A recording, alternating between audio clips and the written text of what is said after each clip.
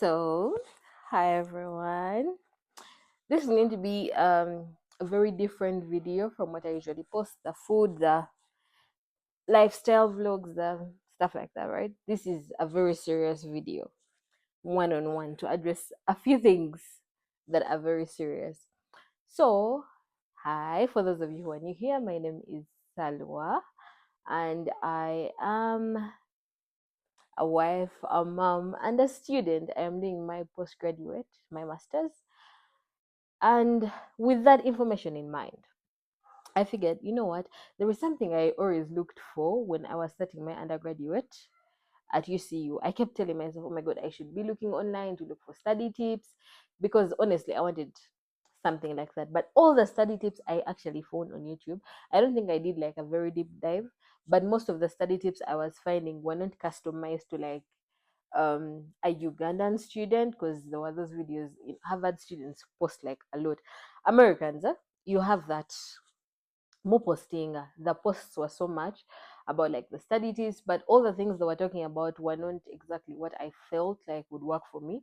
So throughout my university, my undergraduate studies, I kept getting like different ways of doing things, different tips, different. I kept okay. I found things that were so customized to me as number one, an African in Uganda who is woman, oh sorry, female and Muslim. So those are the things I kind of and I figured, you know what, let me not gatekeep, because even for my postgraduate, these are things I'm actually using. Even when I'm doing a number of things, these are tips that are still working for me. So I figured, you know what, I'm going to share because I do not gatekeep. Yeah, akitegedde kuba mu ngalo. I do not gatekeep. So, study tips. They're even written in a book. This is how you know I'm very serious about this thing. Study tip number one: plan your program. So when I say plan your program, I don't mean just planning your day. I mean the entire program. One thing that I did so intentionally when I was starting my undergraduate, I sat down, I asked myself, okay, what is the duration of this program? I wrote that down. Oh, okay, it's going to be 3 years. That is before the pandemic came in, by the way, because even with the pandemic, Alhamdulillah, my program was still the same duration. I graduated like the exact time I was meant to graduate, and I'm very thankful for that because my school like quickly switched to online classes when we went into the lockdown and everything. But planning my program, I sat down, I told myself, okay, my degree is 3 years and there are 6 semesters. How am I going to be doing them? Which opportunities am I going to go for while I'm doing this? Leadership, when it came to that. And here I've written down a few things. In planning your program, you have to know which courses you're going to do. So Alhamdulillah, the schools I have attended all throughout. Sorry, that's my undergraduate, and now for my master's program, they do not kind of like just throw things onto you. You already know the programs you're going to do as you go. You know the course units. So I had to write those down. I had to write down, okay, the classrooms that are going to be available, the lecturers, their emails, their contacts, and I set goals for myself. The goals are not just, oh my god, I should get an A+ in this. No, the goals are like, okay, what are my coursework goals? The homework you get and everything. What do I want to get in those different programs? What do I want to be studying? So for every like program, let's say right now I'm doing program called change management. For let's say change management, I would kind of write it down. I had like this, guys. I remain very, very, very particular. Actually, let me just show you. So my previous no, but this one has a lot of private information about the lecturers who are currently teaching me, and I don't think that is proper. But anyway, how I would do it is that I had this bullet journal that was strictly for studying, strictly for studying. So if you actually feel like that is something you would want to see, I don't mind sharing that, but for now let me just talk about it. And in there I kind of wrote down my goals for the 3 years. That okay, I want to graduate with the first class. By the way, I the first class I thought about graduating with was more of, you know what, I don't mind getting a 4.0. Yeah, that is what I thought I would actually be able to get, because my education when I reached university level was not that easy. However, that is a goal I kind of like set down for myself. And then for every program, I would write, okay, this is the program we're going to do, this is my lecturer, and this is my tutor. So for my undergraduate, we had lecturers and also tutors. So I would write down lecturer's name, tutor's name, their contacts, and also their emails. And then which classes will I be going for this particular lecture. So UCU has like a number of lecture rooms. So you'd know, okay, this class will be in this lecture room. That would kind of help me like schedule out my day, that, okay, if my first class is going to be on K block, then my next class is on N block. I would know how to kind of plan out my day. That was very important for me. So that is what I mean by plan your program. Know what is going to come. Like whenever you have a new course unit, just get the course outline like ready and kind of tick off, okay, we've studied this, tick, we've studied this, tick, we've that is what I mean. I know right now you might look at it and you're like, why would I be all that extra? You have paid money for this thing. It is not like you're doing it for free. Like, okay, even if it's you have a scholarship or something, leave alone high school where you have so many, because I know people who didn't do so well in high school and yet at uni they've actually like thrived, they're doing so well, they've actually got their masters and everything. Kind uni has a way of like um just setting you up for the rest of your life, because I know a number of companies, even where I work, they actually take people who got 4.0 and above, like nothing less. So that, if you want to kind of set up yourself, especially if you want to like step into that very 9 to 5 kind of career, you have to set yourself up that way. So that is tip number one: plan your program. Tip number two: your friends matter. I don't know how we look at friends and acquaintances, but me, I'm going to say friends particularly. When you step into uni, leave alone these things you see. And by the way, just a disclaimer: the things you see in those high school movies, the college movies and series in Hollywood and all that stuff, that is not Uganda. I just want to make that very clear. That is not us. We do a lot of things different, and I think that is something you should know at the back of your mind. That yes, are there going to be house parties? Of course, there are going to be house parties. Are there going to be? Yes, but we also have people who are going to hack you up with pangas when you're moving out at night, anti ozunga zunga. So guys, just be very, very careful. So this is what I'm saying. Your friends matter. So the kind of friends you have at uni, you might say, oh no, I want to be the kind of, depends anyway on what you want to actually want to achieve while you're at uni. You might say, I want friends who actually go out every night. Yeah, you'll find them. Yeah, but go out every night, graduate on time. Because I know people who actually used to go out quite a lot and they are still graduated on time. So there is a little bit of, wow, how did they do it? But you have to kind of know yourself in that way, know your background like so well, because the people you're going to hang out with, many of them come from privilege. And when I say privilege, I don't mean, oh my god, I pay my own, my parents pay my tuition kind of privilege. I mean, there are kids out there who never have to worry about money. Even like when they finish uni, they don't have to worry about jobs. So if those are the people you're hanging out with and you know your background is a little bit different, you have to check yourself. So your friends are going to be the people who are going to remind you about coursework deadlines, the people who are going to kind of embody your life so well that you feel like, yeah, this is going well. At my uni, I had friends who were so, I guess, proactive academically, but don't be mistaken, we also used to have fun.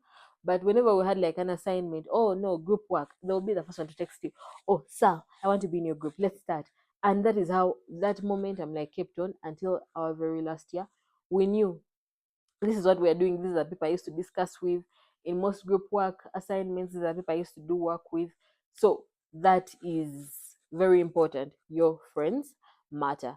So depending on the goals you have for yourself at university level, you have to get the friends who are going to help you see you there. Another one, course outline. I know I mentioned this, but know your course outline. Like, know it so well.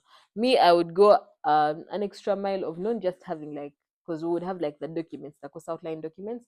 I would get the document, either I paste it in my own notes book, like in my own book. As you can see, I don't know how clear it is going to be for you, but this is what I mean. Let me hide the teacher's information right here. So this is what I mean. This is my course outline for my previous program. I don't know if it's in focus, but I don't know. So this is how I would do it. I would write down my entire course outline.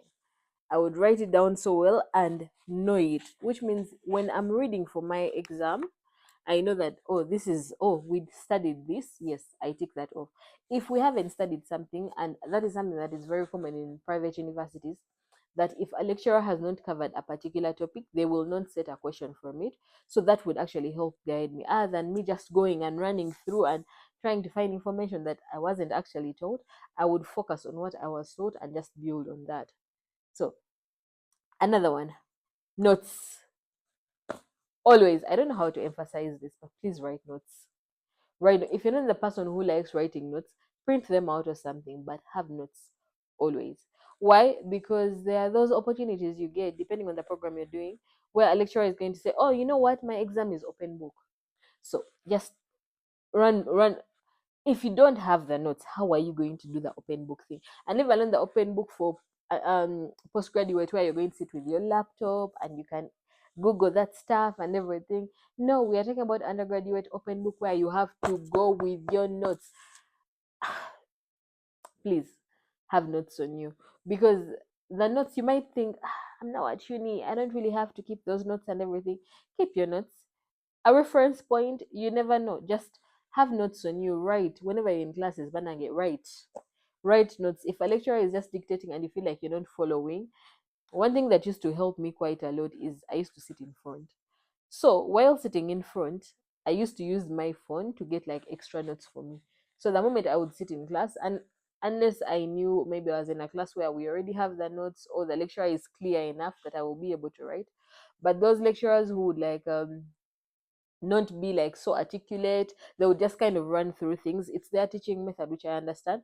I would get my phone and put it on the side, like this phone, I put it on the side, I record the entire lecture, like the audio version of it. So later on, when I'm going through, and the way I would save it in my phone, I would save it using the topic that we're actually studying. So like later on, I would use it as a reference point. If I'm going through, I'm reading on my own, I would be able to like go through the audio and I'm like, oh, so that's the example they gave. I write that down. Like, that is something that actually helped me. Another one, read as you go. There is a friend of mine, she's called Vivian. She's actually also a YouTuber. And there is something that she picked like very fast from me. It was reading as you go. I would tell her the moment like a semester would start, the moment I know the classes we are supposed to do, after, I would give myself only like the first week. The first week is, let me get to know my lecturers, let me collect the information I need to collect, let me sit down. After that, I would immediately start reading. I don't wait for the notes to get some. I know there are people who are so talented that they can read overnight, like the day before the exam, and they have everything on here. I'm not that kind of person. I know myself. I need to take it step by step, step by step until I get it. So reading as you go, it means during that time I would sit down. Okay, this course unit, we so far have 3 pages. I make sure those 3 pages are in here. I should be able to follow along with the lecturer as they teach. I don't want to feel left behind, which means I would also be able to participate in class, which is my next point.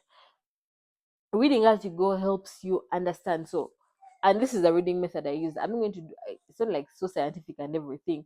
There is something I studied from Seta High School for my O and A level, and there is something our director of studies used to tell us: there is no way you're reading without a pen.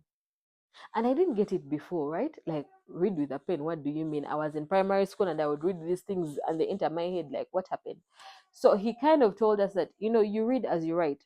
So my margins would be on the side and I would read as I write down, like, what I'm understanding. And then at uni, I realized drawing margins was not going to work for me. So what I started doing different in uni was sticky notes. So I would just keep like with sticky notes, okay, this is what I've understood from this concept, and it helped. And with reading as you go, something that also helped me, the programs I'm doing, or the programs I even did for my undergrad, are not so far-fetched. Like, they're not so new. So there is information online about them on YouTube and everything. So this was my step process. I attend the class, that's step number one. I listen, I write the notes and everything. So after class, library.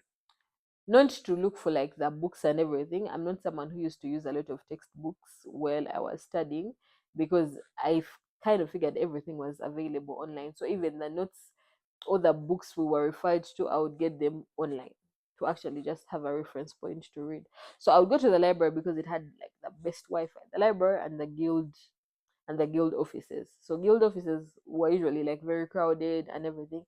So I would actually go to the library, sit down on my laptop and watch YouTube videos about the concepts I was studying. So it means by the time I would be done, because for my undergrad, I used to do a day program that used to start at 8 a.m. and end at 5 p.m. But in between there, you have like lunch, you have some free periods where you don't have classes. So that is how it used to do. So after 5 p.m., library, library or discussion. So library, I would know I'm going to be there from like 5 until like let's say 7. And that is when I was sleeping outside campus in a hostel. It means after 7, that's when I actually go back to my hostel. I cook dinner, I eat, I watch like a series or something, and then I get to sleep. You understand? But then for the times where I used to sleep inside, like the university halls, I would make sure I leave the library, like let's say like at 8 or 8:30 or not. So if you're in UCU, you know you can go to the DH and sit for like a long period of time while you read.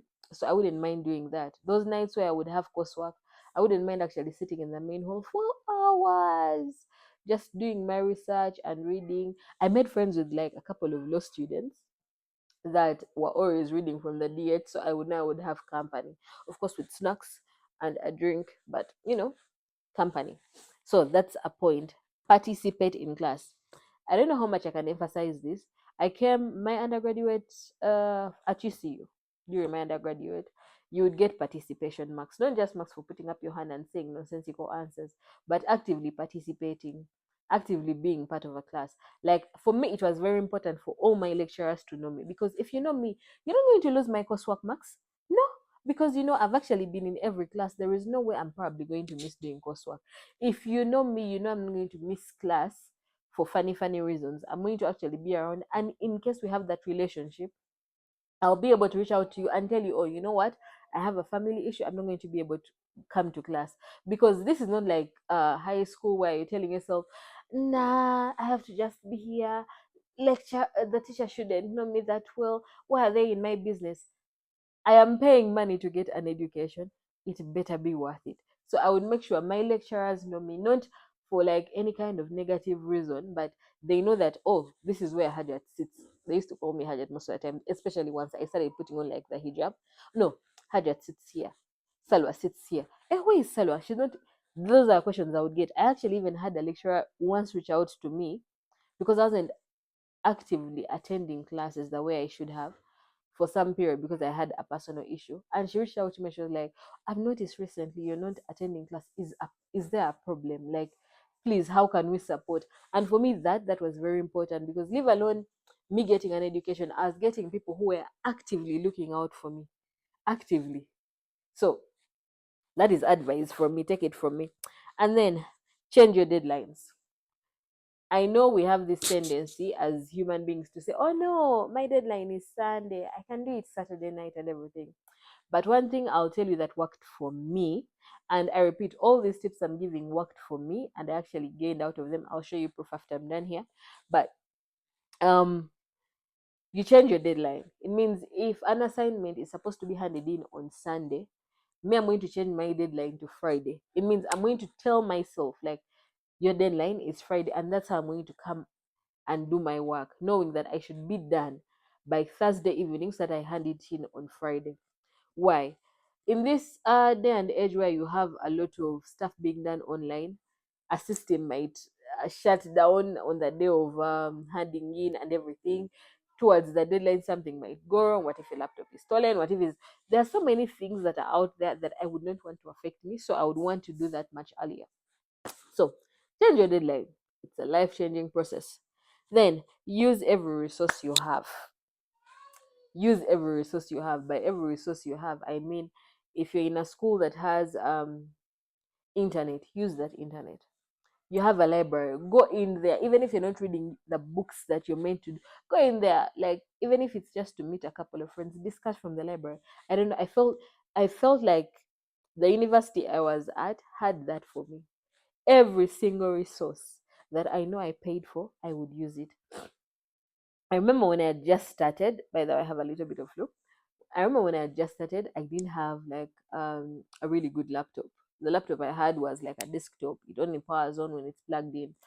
And I felt so bad about it. And I started feeling sorry for myself, like, oh my god, how am I going to do this coursework? And then a friend told me, the university has like a computer lab with like not just any kind of laptops. It had MacBooks.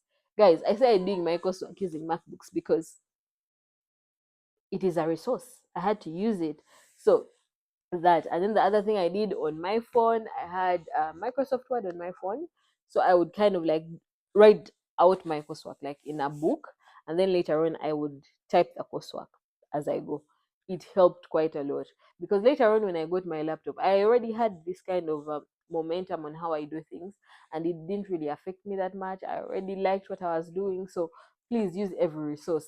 The university has a gym, you can go. Please go lift weights. I used to be on the basketball court, and I last played basketball in high school. But I would go on the basketball court just to dribble around. I would go to the gym. I would Any resource that was availed to me, I would use it to thrive. Oh, the university has a very beautiful compound. You would catch me with Micah mat, moving with Vivian. We are going to sit in the compound, not for like a picnic or anything, just kabozi. But use every resource you have paid for at university. Use it for the good, not for the negative stuff. Then discussions. And I don't mean discussions just for exams, but discuss as you go. Discuss as you go.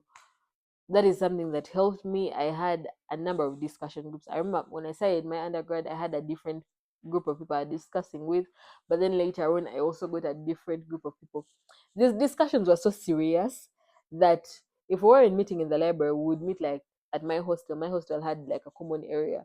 We would meet in there. There are actually videos of us like reading into the night, and we would be dozing, we would transnight together.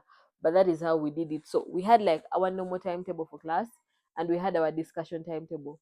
We remind each other about everything we are supposed to do, and that is like kind of what helped me. I know these are not like very exhaustive, and I know you would want to have more, and I'll give you those more in another video. Right now, I have to actually read for the exam I have to do on Sunday, and that's what I'm going to do. But for now, thank you so much for watching. If you have any questions about like how to study like very well and everything, kindly let me know. I am very willing to provide that information.